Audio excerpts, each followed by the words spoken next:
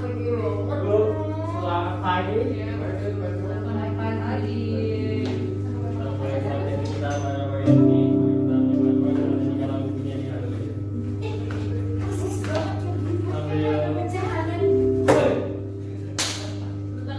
Sambil tadi kan kita ngomong. Nah, kita pakai sendiri.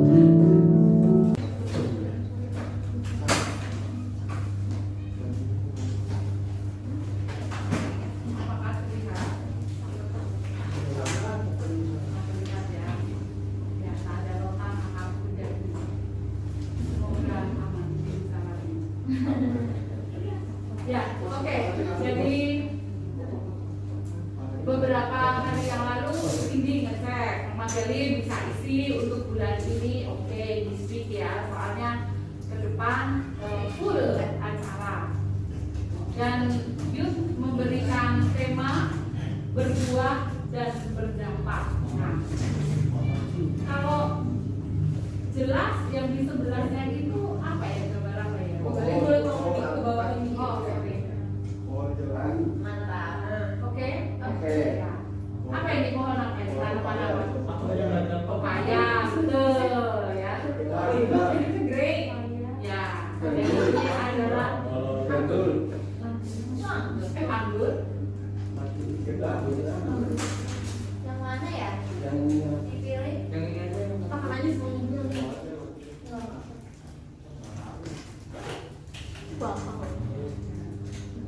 Oke. Jadi ini adalah tanaman anggur yang sudah berbuah, gitu ya. Sebenarnya ini hanya salah satu contoh saja, gitu ya. Semua tanaman yang Tuhan ciptakan itu adalah berbunga kemudian berbuah. Tapi kan ada yang beracun, misalnya kayak kecubung gitu ya. Ada Mas tahu kecubung Mas? Tahu. Nah, manfaatnya apa Mas kecubung itu?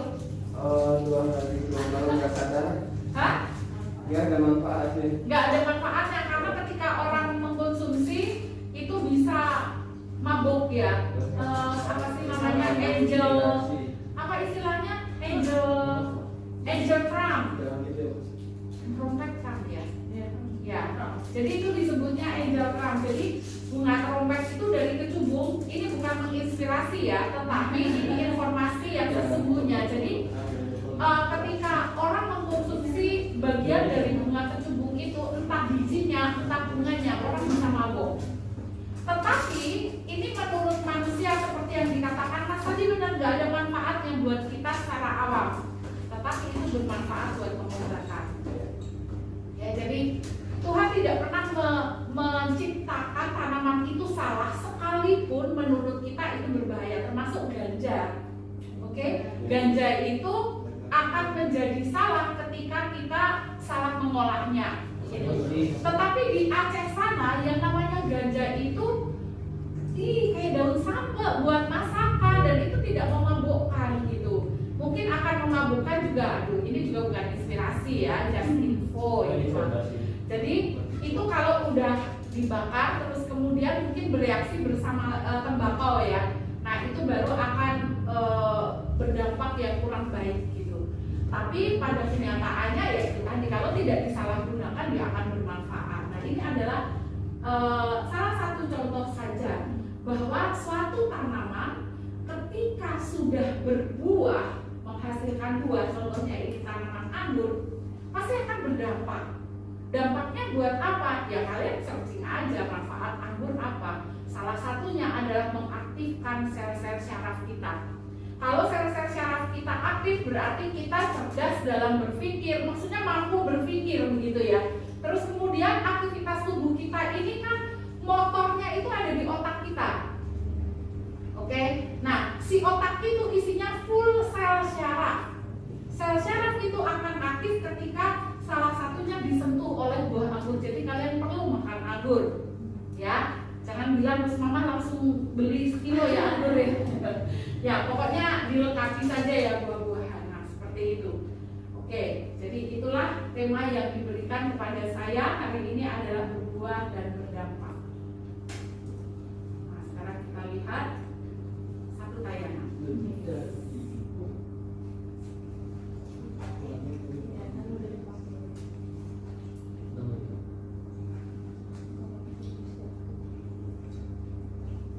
Oke ya, tolong perhatikan baik-baik karena habis ini ada pertanyaan.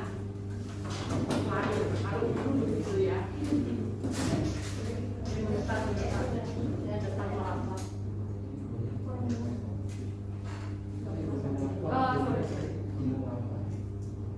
Ini ada biji kacang merah ini. Jangan. Kenapa? Enggak heran. Oh iya iya. Oh, Himalaya. oke. Ini juga berapa? Ini beli sini dulu. Hah? Ini. Nah, ya. Jelas. Oh iya, kan kemarin Itu ya lah yang video. Contohnya ya.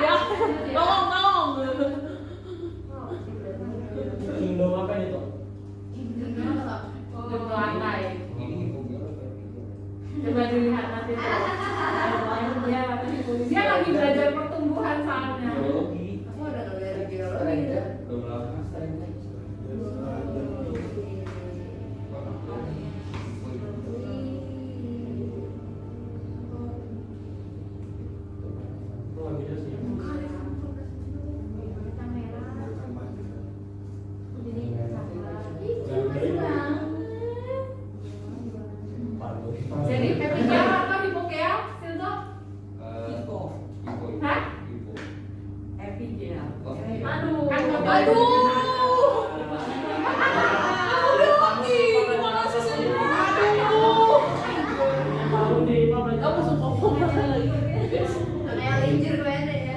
Hasil auksinya kan rusak. Jai. Kelihatan. Aksi di mana toh? Jadi tumbuh. Di mana titik temunya? Ayo, ayo. Oh, minggu. Di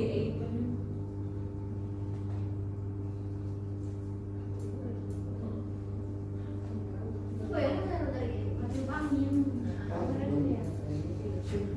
Banyak ini kameranya stay berapa hari ya? 21 hari.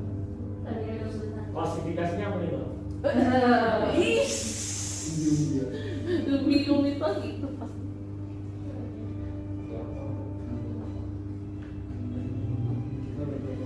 Ini daunnya dimasukin. Iya benar. Daun bayung ya mas?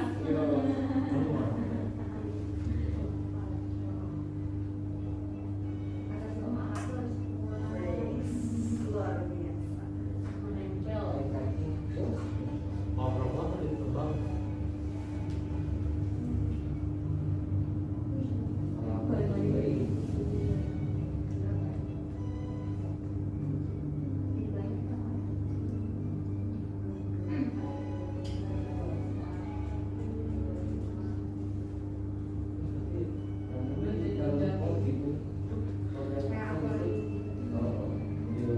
Supaya terlihat dan ada Buahnya mana? kritis. Nahnya Ya, oke, thanks for watching. Don't forget to subscribe and like. Comment.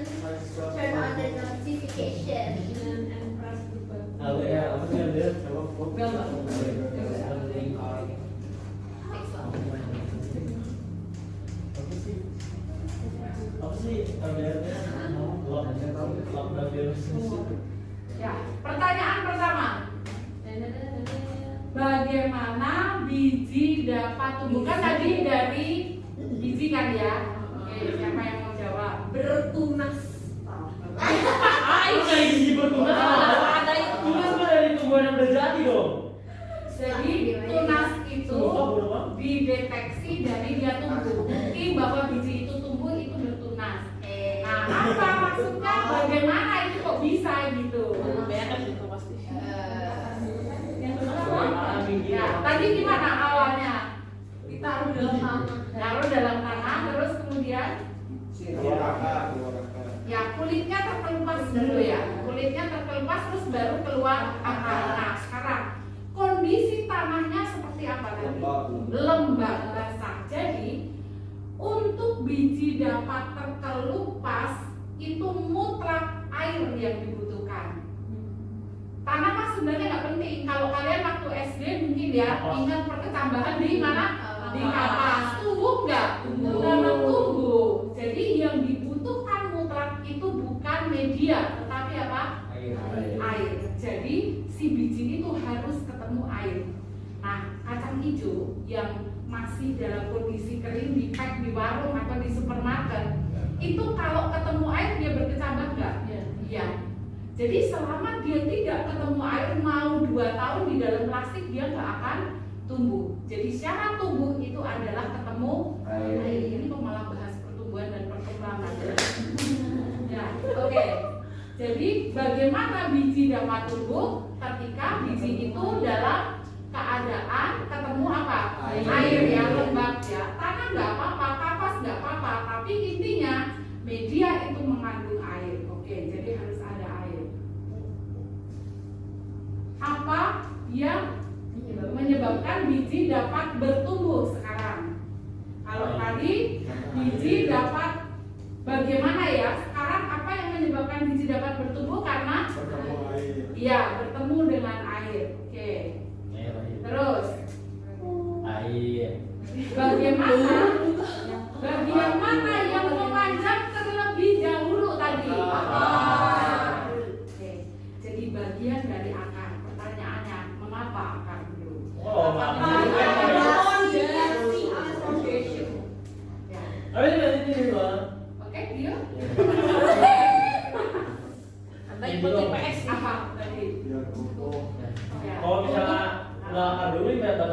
nggak ada yang nopang loh. Ya, tidak ada yang menopang. Akibatnya dia akan kokoh menjadi satu tanaman yang bisa berbuah tidak? Tidak. Oke. Jadi akar dulu. Jadi tadi awalnya tek begitu keluar itu namanya plumule ya. Jadi dia kebuka terus kemudian langsung dia nancep, makin lama makin panjang baru yang di atas belakangan. Begitu. Mengapa harus seperti itu? Supaya tumbuhan ini bisa kokoh.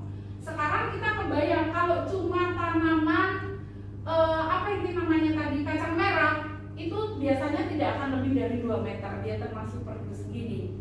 Nah sekarang apakah semua tanaman hanya setinggi itu? Bagaimana dengan redwood yang di hutan Arizona sana ya, tumbuhan kayu kita berdelapan bergandengan tangan nggak mencakup itu, jadi gede banget. Nah kemudian tingginya bisa di atas 100 meter itu redwood. Kita bisa bayangkan panjang akarnya segimana. Ya. Terus fakta, ini semua tanaman yang hidup di gurun. Salah satunya apa yang kalian tahu? Kaktus. Oke, salah lainnya? Betul. Kurma, betul.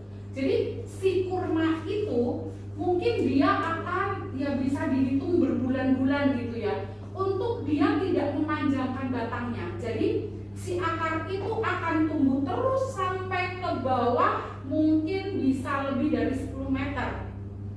Baru si batang itu numbuh. Mengapa begitu? Jadi sumber air di sana itu jauh, sehingga si akar itu harus ketemu dulu, dia nancep dulu di bagian yang menurut dia ini sudah aman untuk aku bisa bertumbuh sampai puluhan tahun. Itu usia kurma ya. Nah seperti itu. Jadi si akar itu punya peran yang sangat kuat. Terus siapa yang pernah memperhatikan kalau beli kangkung atau beli bayam, si akar itu berkayu atau tidak? Tidak. Lembut sekali. Tapi kalian bisa bayangkan ujung akar yang sangat lembut itu bisa masuk ke tanah. Mungkin tanah itu tidak hanya seperti yang tadi ya. Tanah yang tadi itu tanah yang gembur, tanah yang subur. Tapi pada kenyataannya kalian suka melihat ada tanaman yang nemplok di bebatuan. Berarti yang diterjang sama ujung akar itu bagaimana? Kondisi yang bagaimana? Sangat keras. Padahal akar itu lembut. Oke? Jadi bagaimana si tanaman ini dengan tempat hidup yang bermacam-macam berjuang untuk eksis? Gitu. Ya, yuk sekarang kita buka bersama-sama. Yohanes 15 ayat 1. Ganjil cowok, genap cewek. Kita baca bersama-sama. Ganjil cowok, genap cewek.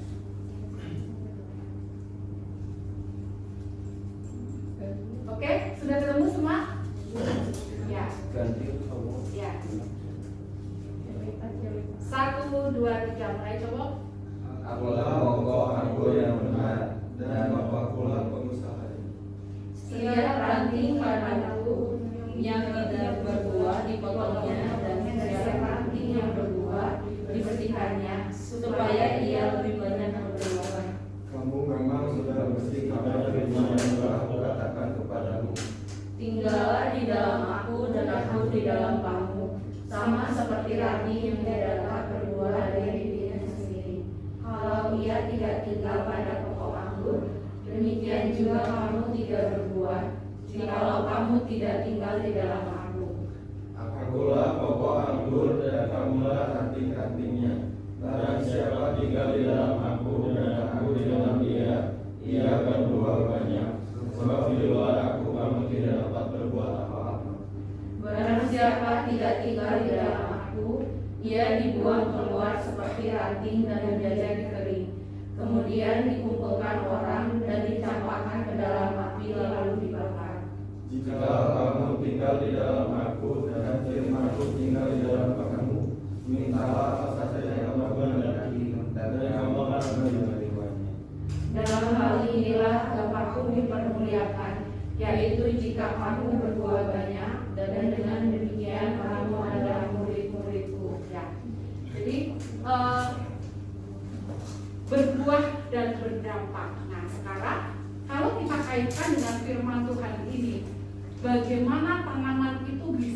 berbuah. Sebelum berbuah, apa dulu? Buah itu ada karena apa? Bunga. Nah, terjadi penyerbukan ya, kemudian pembuahan jadilah buah. Nah, sebelum jadi bunga harus jadi apa dulu? Apa? Ya terbentuk kan bagian-bagian tumbuhan gitu ya, akar, batang, daun. Nah, bagaimana tanaman ini bisa sampai menghasilkan buah? Berarti tanaman itu harus berada dalam kondisi yang sangat kuat. Begitu. Dimanapun tanaman ini ditanam. Tadi yang salah satu kalian lihat itu adalah dampak akar. Bagaimana anak-anak remaja ini bisa berbuah. Berarti kan kalian itu harus menjadi remaja yang bagaimana? Harus mengakar dulu di dalam Tuhan, itu maksudnya. Nah, keadaan tanah itu bisa mencerminkan di mana kita berada. Ya. Apakah kita kalau bergaul harus milih-milih? Tidak. Kita bergaul, kita berteman itu dengan siapapun, entah itu terang, entah itu gelap. Nah, itu kondisi yang digambarkan akar itu di sekelilingnya itu tanah yang seperti apa? Kalian lihat kondisi tanah itu sangat support terhadap pertumbuhan si akar. Tapi bagaimana dengan akar kurma? Kurma tidak menyerah walaupun air itu jauh di dalam, tapi tetap terjadi suatu usaha dari ujung akar kurma itu sehingga kurma ini tumbuh menjadi kurma yang eksis dan berbuah. Nah, seperti itu. Kamu bisa bayangkan sendiri ya. Jadi anak-anak remaja Kristen itu tidak boleh membatasi pergaulan, tidak. Karena ketika kita membatasi pergaulan, rasanya kita hanya mencari aman untuk kita sendiri gitu. Apalagi ketika bertemu satu masalah terus udah tinggalkan saja, tapi tidak mencoba mencari masalah, kemudian itu mendatangkan kebaikan buat orang-orang di sekeliling kita. Ya, jadi anak-anak remaja itu harus mengakar kuat pada firman Tuhan, karena di dalam firman Tuhan itulah pertumbuhan kalian akan disupport. Seperti tadi, kalau misalnya tanaman yang sekarang dikondisikan keren ya, pertanian di luar negeri itu pupuk disemprotkan saja, kemudian si gulma itu dibersihkan. Nah, itulah yang kita bayangkan. Ketika kita hidup di dalam Tuhan, mengakar kuat di dalam Tuhan, semua yang tidak bermanfaat yang akan mengganggu kehidupan kita itu dibersihkan, dikondisikan oleh firman Tuhan ini. Jadi kita sebagai orang percaya itu tidak hanya sekedar hidup benar, melakukan hal baik, tidak itu saja. Hidup kita harus berdampak. Supaya berdampak, hidup kita harus berkualitas. Supaya berkualitas, maka kita harus selalu hidup di dalam firman Tuhan. Nah, seperti itu. Karena itu bekalnya, nggak ada yang lain. Jadi bekal kita untuk bertumbuh di dalam firman Tuhan sehingga kita berdampak, yaitu tadi kita nggak boleh lepas dari yang namanya firman Tuhan. Karena itu yang akan memupuk kehidupan kita sehingga kita ini menjadi layak. Oke? Nah, kalau kita sudah berbuah, berdampaknya seperti apa? Gitu kan? Kalau tadi anggur, dampak anggur itu apa? Kandungan vitamin zat-zat yang ada di anggur itu salah satunya adalah untuk mengaktifkan saraf-saraf ya di dalam tubuh kita. Perlu nggak saraf-saraf kita itu diaktifkan terus? Perlu. Karena apa? Sel-saraf kita itu seumur hidup itu hanya Tuhan kasih satu saja. Sementara kalau sel kulit kita, nah bisa berganti ketika kita gesek kayak gini nih, kalau dilihat di mikroskop itu rontok semua, gitu. Sel darah merah kita 120 hari umurnya, terus kemudian diperbaharui. Tapi kalau syaraf kita, sel-sel syaraf kita itu hanya sekali seumur hidup. Makanya semakin bertambah tua kita semakin pikun, amnesia gitu. Wayana, karena syarafnya misalnya kayak Mama Galih itu sudah agak-agak sedikit gitu ya. Tapi itu harus dilupakan, harus disupport dengan yang lain gitu ya. Karena aku merasa masih muda walaupun usiaku sudah kepala 5 gitu. Nah, support sistemnya itu yang harus selalu dibentuk gitu ya. Nah, seperti itu. Oke. Otot juga begitu, otot itu Tuhan hanya kasih satu selama hidup gitu. Kalau misalnya terus berganti kayaknya usia 60 ototnya gak akan ada yang letoy ya. Jadi otot itu melemah karena apa? Ya waktunya. Nanti kalau orang hidup terus misalnya dalam usia 100 tahun setara dengan orang hidup usia 20 tahun, kayaknya bumi ini akan penuh, wah bisa jadi kanibal kayaknya, saling menjatuhkan karena kompetisi dalam segala hal gitu ya. Jadi sekali lagi, untuk bisa bertumbuh dan berdampak kita harus punya sesuatu. Supaya punya sesuatu berarti kehidupan kita harus mengakar kuat pada firman Tuhan. Itulah yang akan mengkondisikan kita sehingga kita ini bisa berdampak.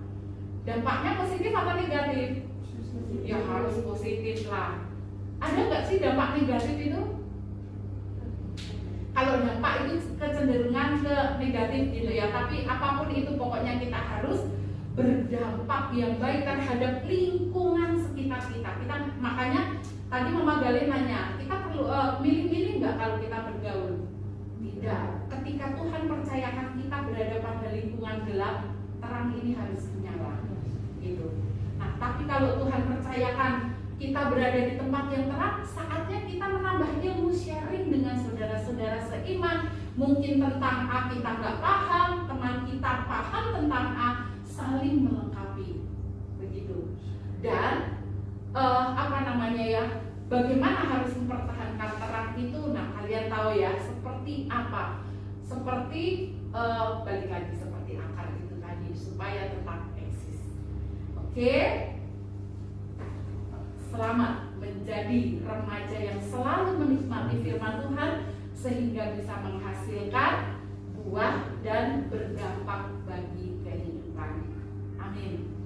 Mari kita berdoa. Bapa di surga, Bapa yang maha baik, bersyukur Tuhan pada pagi hari ini kami boleh bersama-sama belajar Tuhan tentang berbuah dan berdampak. Biarlah para remaja ini boleh menjadi remaja kebanggaan Tuhan. Mereka boleh selalu menanamkan kehidupan mereka pada firman-Mu, seperti akar Tuhan yang tertancap dalam pada tanah yang subur. Firman-Mu yang akan membuat kehidupan mereka semakin subur Tuhan, semakin kuat imannya di dalam Engkau, semakin terang sinarnya, sehingga semuanya itu boleh memberikan dampak yang baik dimanapun Tuhan menempatkan anak-anak remaja-Mu di GBDI Panggilan ini. Kami percaya Tuhan, Kau sudah menyiapkan masa depan yang indah, masa depan yang sangat menyenangkan bagi kehidupan mereka. Mereka tetap bertumbuh di dalam Engkau Tuhan. Pemeliharaan Tuhan tidak pernah lepas akan mereka. Dan biarlah mereka Tuhan selalu mengucap syukur atas segala hal yang sudah Tuhan berikan di dalam kehidupan mereka. Terima kasih Tuhan, kami mau menyerahkan mereka semua ke dalam tangan-Mu. Pakailah mereka sebagai saluran berkat-Mu dimanapun Tuhan menempatkan mereka. Terima kasih Tuhan Yesus, hanya dalam nama-Mu kami berdoa. Haleluya. Amin. Kembalikan kepada